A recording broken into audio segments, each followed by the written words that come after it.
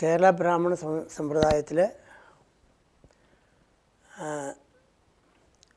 7, 8, 9 വയസ്സ് ആ ഒരു ഘട്ടത്തിലാണ് വേദത്തിലേക്കുള്ള ഉപദേശം. ഗായത്രി ഉപദേശത്തു നിന്ന് തുടങ്ങും. ഉപനയനം എന്നുള്ള കർമ്മം കഴിഞ്ഞ് ഗായത്രി ഉപദേശം കഴിഞ്ഞ് പിന്നെ വേദം പ്രാരംഭം എന്ന് പറഞ്ഞിട്ടൊരു ചടങ്ങുണ്ട്. അത് കഴിഞ്ഞിട്ടാണ് വേദാഭ്യാസത്തിലേക്ക് ആചാര്യനെ ഏൽപ്പിച്ചു കൊടുക്കുന്നത്. അങ്ങനെയുള്ളൊരു കുടുംബത്തിൽ നിന്നാണ് ഞങ്ങൾ ബ്രദേഴ്സാണ്, സഹോദരന്മാരാണ്. വൈദിക കുടുംബം എന്ന് തന്നെ പറയാം. അഭ്യസിച്ചവരാണ്, ഋഗ്വേദികളാണ്, അഭ്യസിച്ചവരാണ്. അക്ഷരത്തിൻ്റെ വ്യക്തത, സ്ഫുടത, അതിൻ്റെ സ്വരങ്ങൾ, ഉദാത്തം, അനുദാത്തം, സ്വരിതം, പിന്നെ അതിൻ്റെ പ്രത്യേക ശ്രുതി. ചിലർ ശ്രുതിക്ക് പ്രാധാന്യം കൊടുക്കാറില്ല, പക്ഷേ ശ്രുതി ഉണ്ടാവുന്നതാണ് നല്ലത്. ശ്രുതിയാണല്ലോ കേട്ട് പഠിക്കുന്നത്. അപ്പോൾ അതിൽ ശ്രുതിയുള്ളതിന് ഭംഗിയും കൂടും, ഒരുപക്ഷെ അതുകൊണ്ടായിരിക്കാം. പിന്നെ ഛന്ദോബദ്ധാണ് വേദം. ഋഗ്വേദം പ്രത്യേകിച്ച് ധാരാളം ഛന്ദസ്സുകളുണ്ട്. ഗായത്രി, തിഷ്ടുപ്പ, അനുഷ്ടുപ്പ, ജഗതി, അങ്ങനെ 26 ഛന്ദസ്സുകളാണുള്ളത്. അപ്പോൾ അതിൻ്റെയൊക്കെ ഒരു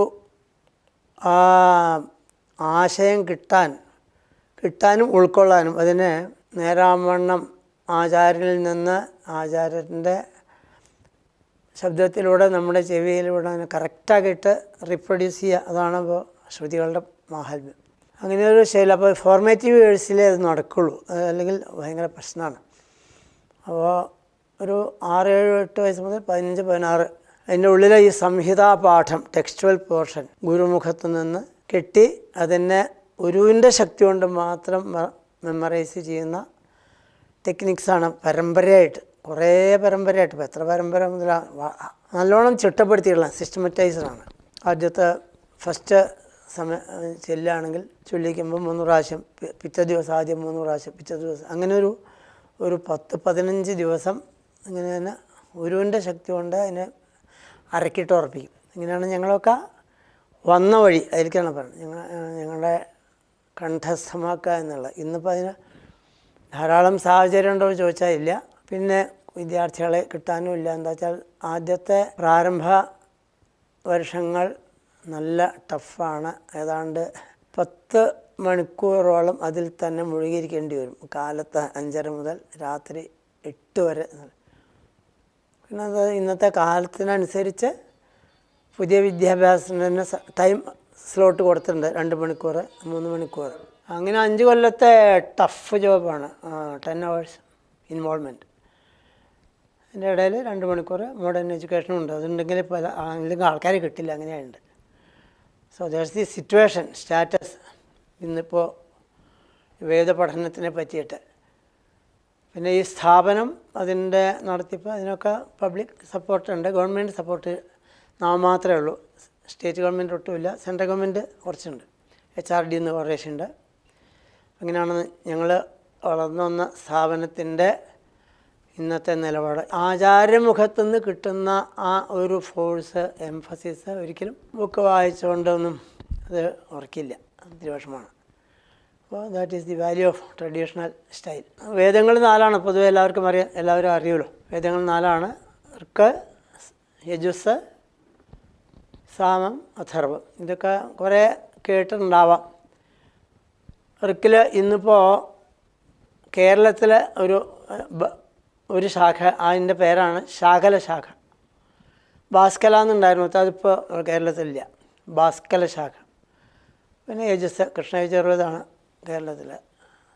ജൈമിനിയ സാമം, അത് നാമാവശേഷമായ, ആൾമോസ്റ്റ് നാമാവശേഷമായിട്ട് ആരുമില്ല, പഠിക്കാൻ വരുന്നില്ല.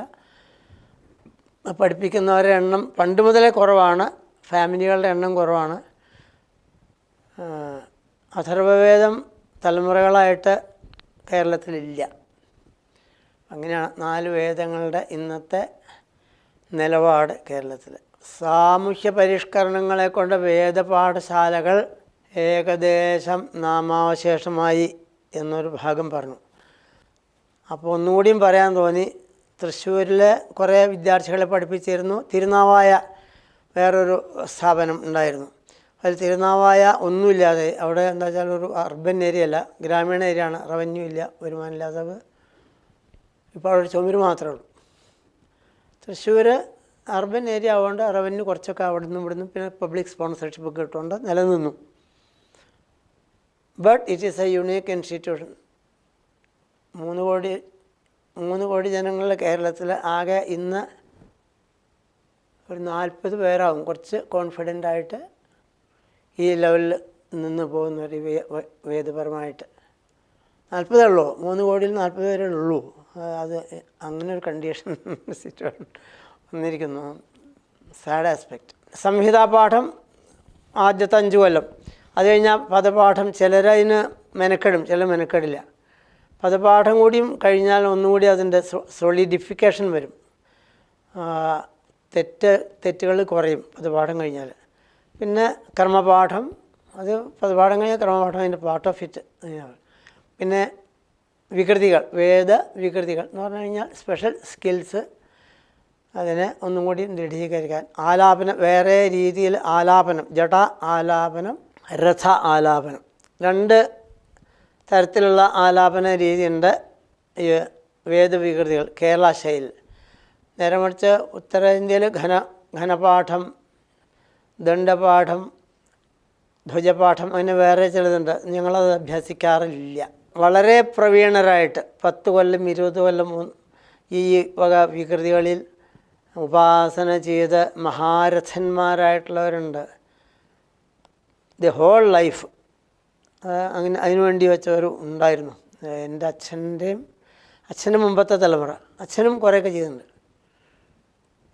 അതൊരു തലമുറ. അന്നെന്താ വെച്ചാൽ society rulers are protecting, special protection. അപ്പോൾ അതിൽ nothing to think anything else, fully devoted എന്നുള്ളൊരു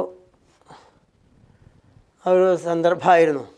അപ്പോൾ നമുക്ക് ഇതിൽ ഇത് അഭ്യാസ രീതികൾ എന്ന് പറഞ്ഞു. ഞാൻ അഭ്യാസ രീതികളിൽ സംഹിതാപാഠം ആചാര്യമുഖത്തു നിന്ന് ഗുരു ശിഷ്യനിൽ എത്തും, ശിഷ്യൻ അത് ഉരുവിടും, പിന്നെ ആദ്യം ചെല്ലും.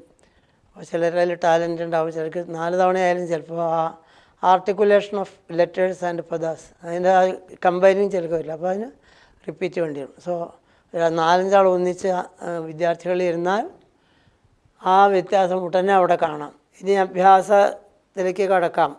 സംഹിതാപാഠം 64 അധ്യായമുണ്ട്.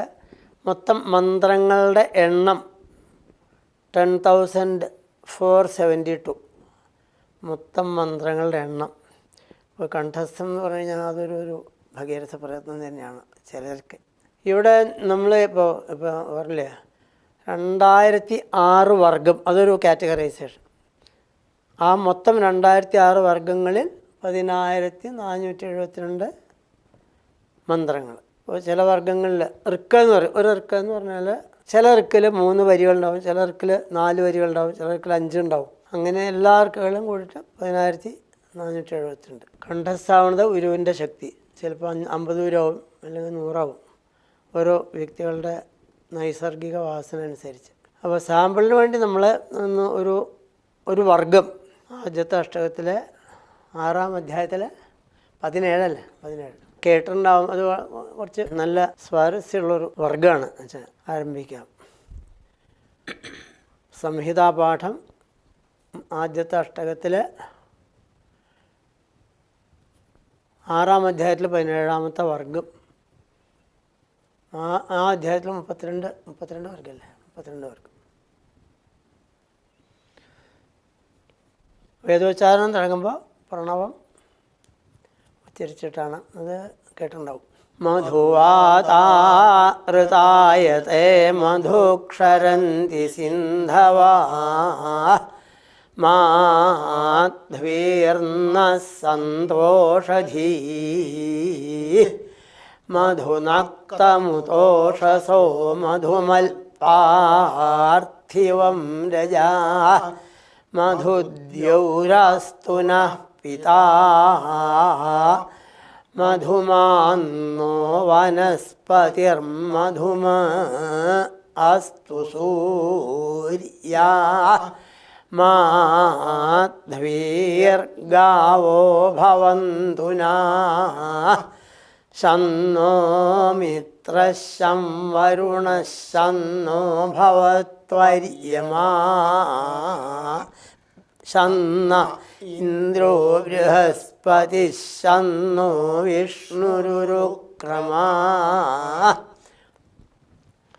ഇതിൽ 4 ഇർക്കല്ലുണ്ട്. ഇത് 4 ഇർക്കലുണ്ട്. ചിലതിൽ 5 ഇർക്കുണ്ടാവും, ചില 6 ഇർക്കുണ്ടാവും ഓരോ വർഗത്തിൽ. ഇത് നമ്മുടെ ഇതിന് സാരസ്യത്തിൽ വരുന്നത് എല്ലപ്പോഴും മധുരമായി നമ്മൾ സംസാരിക്കാറാകട്ടെ എന്നാണ് സന്ദേശം. അപ്പോൾ ആ വർഗം അവിടെ അവസാനിപ്പിച്ചു. അതിൽ തന്നെ നമ്മൾ പദപാഠത്തിലേക്ക് കടക്കാം.